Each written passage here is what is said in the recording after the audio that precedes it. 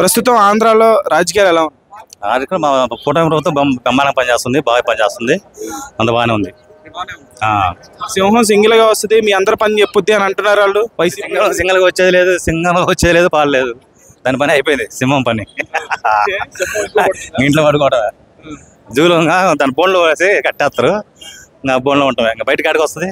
అక్రమ అరెస్టులు చేస్తున్నారు ఈ కూటమి ప్రభుత్వం అంటున్నారు కదా జగన్. అక్రమ అరెస్టులు ఎందుకైతే తిట్టిన వాళ్ళని అరెస్ట్ చేసేది, తిట్టిన వాళ్ళు ఏం అరెస్ట్ చేయట్లేదు. ఇప్పుడు దాదాపు 175 మంది ఎమ్మెల్యేలు ఉన్నారు, వాళ్ళు పోయినసారి కూడా వాళ్ళు ఏమైనా అరెస్ట్ చేయలేదే. ఆ తిట్టిన వాళ్ళను, 100 పారేసుకున్న వాళ్ళను వాళ్ళనే అరెస్ట్ చేస్తున్నారు. వల్లభనేని వంశీ, పోసాని ఇలాంటి తప్పు చేసిన వాళ్ళు కాబట్టి, తప్పు చేసిన ఎవడైనా, నేనైనా నువ్వైనా ఎవరైనా శిక్ష అనుభవాల్సిందే. చట్ట ప్రకారం అరెస్టులు, చట్ట ప్రకారం అది రెడ్ బుక్ అని అనుకున్నారు కానీ రెడ్ బుక్ది కాదు. నెక్స్ట్ ఎవరెవరు ఉన్నారు లిస్ట్ లో? నెక్స్ట్ కొడాలి నాని ఉన్నాడు, తర్వాత అదే శ్రీరెడ్డి ఉంది, తర్వాత సజ్జల కూడా ఎంత పేరు రోజా ఉంది, సజ్జల ఉంటాడు. సజ్జల అదే ఇప్పుడు నెక్స్ట్ సజ్జల అంటున్నారు. నిన్న రాజకీయ అదే మనుగులో పడింది. అది ఇంకా ఎప్పుడు వస్తుంది పైకి తెలియదు. ఇప్పుడు ప్రస్తుతం ముందు సజ్జల, రోజా, కొడాలి నాని, శ్రీరెడ్డి, తర్వాత నిన్న దువాడ మాదిరి కూడా పవన్ కళ్యాణ్ 100 పారేసుకున్నాం. దేవాడు శ్రీనివాసరావు నిన్న ఇలా నాదెల్ల మనోహర్ కూడా చెప్పాడు, నీ మీద కేసు అయితే నువ్వు లోపల ఉన్నాడు, నువ్వు లోపలికి పోతావు అని. అనిల్ యాదవ్ కూడా ఉంటారు, అందరూ ఉంటారు అనేది. తప్పు చేయడంలో ఎవరైనా ఉంటారు.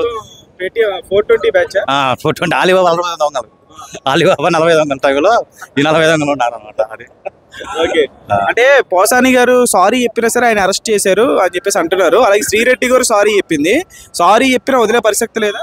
సారీ తిట్టింది, సారీ చెప్తే వదులుతానండి. అదే లేడీస్ని.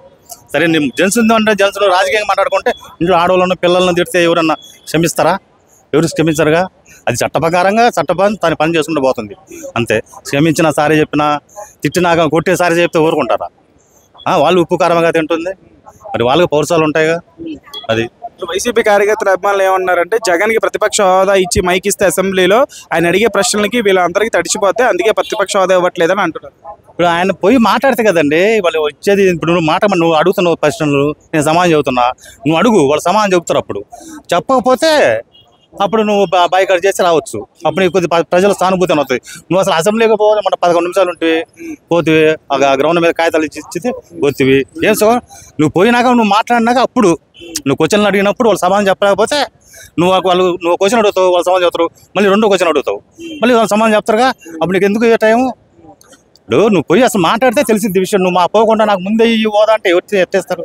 అది జనం ఇవ్వాలా, ప్రజలు ఇవ్వాలా. ఇప్పుడు నువ్వు పోయినసారి 23 మంది ఉన్నారు, వాళ్ళు 5 లాక్కుంటే నువ్వు ప్రవేశ హోదా ఉన్నది ఇతనే చెప్పాడుగా.